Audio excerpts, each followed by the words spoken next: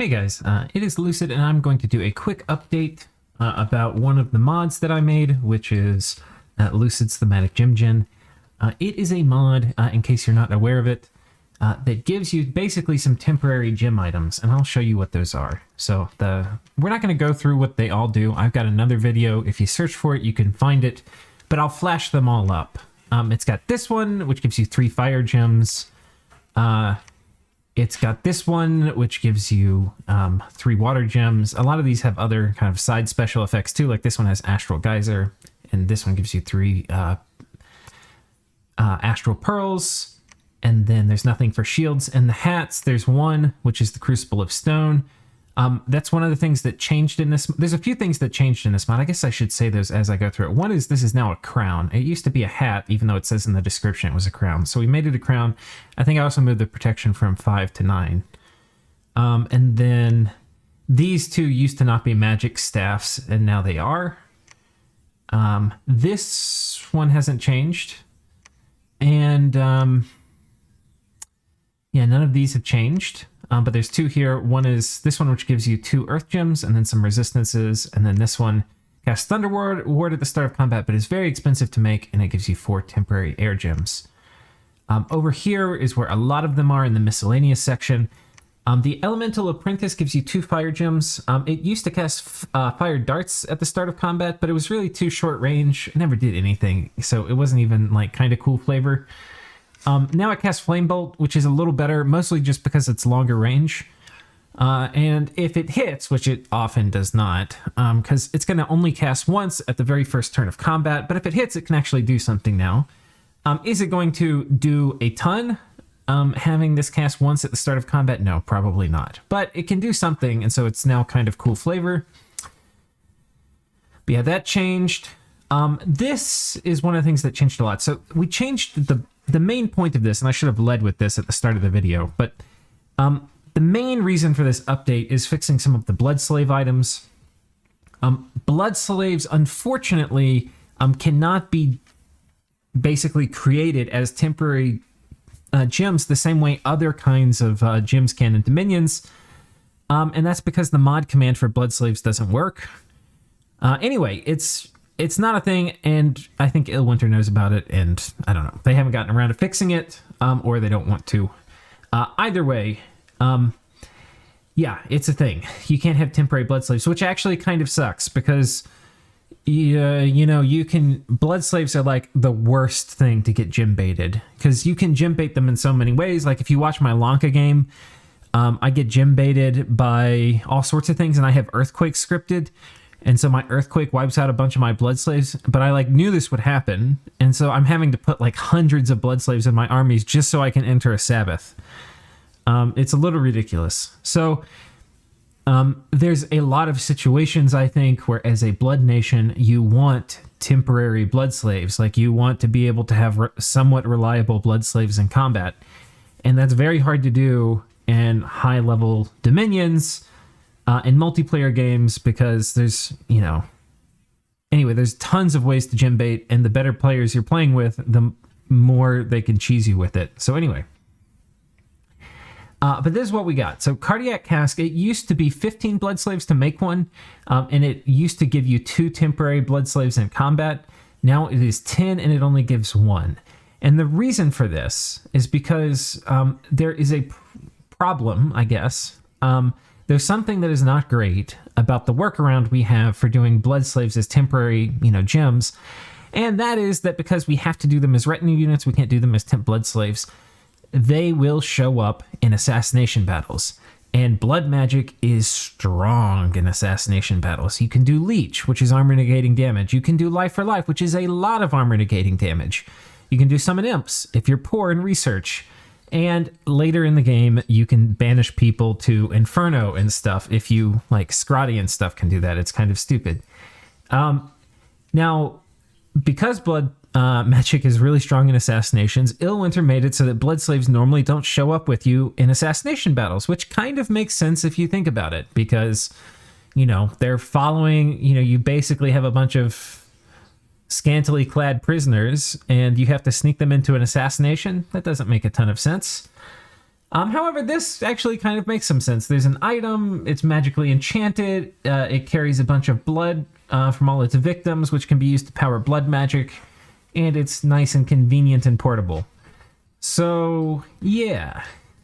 This can bring a blood slave into combat, and I actually think this is a good thing, because when Illwinter made it so that you can't bring blood slaves into combat, or there's a very, very small chance that you should never ever count on, what they forgot was there's a nation that gets blood assassins, which is Late Age Abyssia.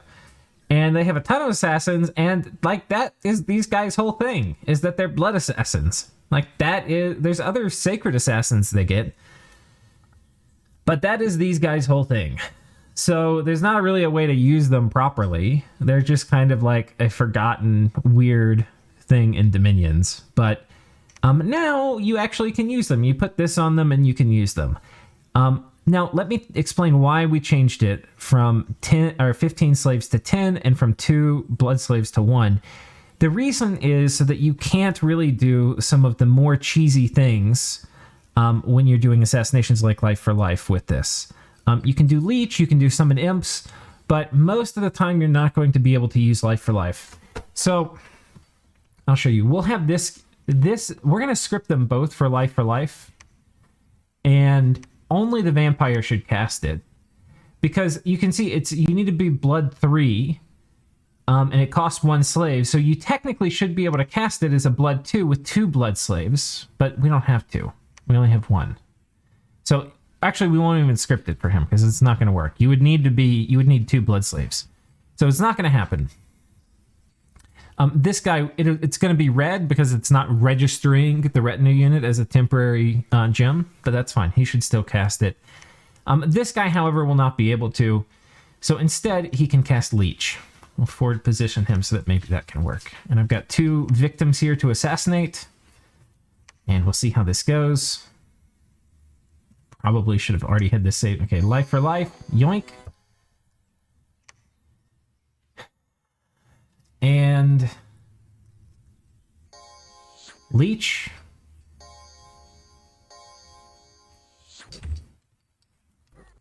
Okay, and so that's how that works. Now, you may say, oh my god, that's broken. Why would you do it? Like, why would you allow these things in at all? Well, one of the reasons to allow them in at all is there's blood assassins in the game, so they need a way to use blood slaves in assassination battles. The second is this is expensive. You look at the total cost of this, it's 10 blood slaves for this, 10 for this, so that's 20, and then the vampire dude himself is, 80 or something? Yeah, basically 80, so it's 100 blood slaves for this guy. And okay, he's probably going to be able to delete commanders. However, you have somebody you care about, like, let me show you this. Here's how you deal with this. So let's say I care about this guy. I don't want him to die to Life for Life.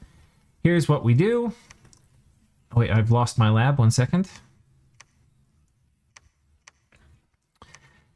We make him a Twist Fate Amulet. And if you're really worried about assassins, you could do like a lifelong protection. But we're not going to do that because we're poor and we're trying to show that you might not need it. So we'll just give him 4 Earth Gems and we're going to move him over here. La-di-da-di-da. And then Gartha, we're going to be like, oh, we're going to assassinate you with Life for Life. And this should be how this works. Should fatigue him out from doing it too. Oh. Okay, so the reason I'm showing you this is because, and this is important. Wait, what happened to my, oh yeah, you got killed. The reason I'm showing you this, and it's important, is that there is counterplay. There are things you can do if you're worried that are super cheap. That was 100 blood slaves, which is a major investment, and it got countered by a decent mage with 4 Earth Gems and a 5-gem Twist Fate Amulet. All right. So it is a game. Is it potentially strong? Yes. Can it insta-gib some very good thugs and super combatants? Yes. Can you counter it? Yes. So anyway, that is the situation it's at. You know, these guys are going to be able to do summon imps and stuff with this, so it's kind of cool. But one of the reasons it's 1 slave now instead of 2 is that you know, bringing 2 slaves into an assassin battle could be a little intense. Like, summoning 2 sets of imps is a lot more than summoning 1. And a lot of the times when there's going to be blood assassins, a lot of time it's done in conjunction with having a black heart. So, you know, there's only going to be 1 miscellaneous slot you can put a temp gem item in, and you're only getting 1 slave in an assassination battle, and I think that is pretty okay. I do. Okay, let's make sure we go through all the items real quick. So we've talked about the cardiac cask. That has been changed in terms of cost. These ones have not been changed. This is an air nature one that gives you an air and a nature gem. So usually you would probably only use it for 1, but some mages can make use of both gems. But otherwise it's pretty cheap. It's basically 5 gems per temporary gem. So it's cheap, but hard to kind of use. You have this one, which is air gems are very expensive. And while I've got this one pulled up, I actually probably want to talk about how these things were costed. They were costed so that in general, I mean, not always, but for the most part, you're probably not going to want to use these to like summon air elementals so that you don't have to waste air gems on them every turn. Like, they're not really an economy item. Like, the odds that your caster who's doing this, like if you need air elementals and you're going to be summoning them, you know, the odds they're going to die and then you're going to give this to the enemy are reasonably high. You know, so you're going to have like 8 successful combats where you're summoning, you know, air elementals or whatever, for this to pay itself back. 8 successful combats where you actually need elementals is a lot. It is a whole lot. But the important thing is you don't have to worry about gem baiting. And if you're pretty confident that you're not going to lose your stack, or you're like all in and you really do want that gem economy, it can work out. But that's how these things are costed. In general, they're not going to be like an economy thing, right? That's not how they were priced. Most of these things are priced to not be economy, but instead to prevent gem baiting. Then we have the Ghost Orb. This one hasn't changed.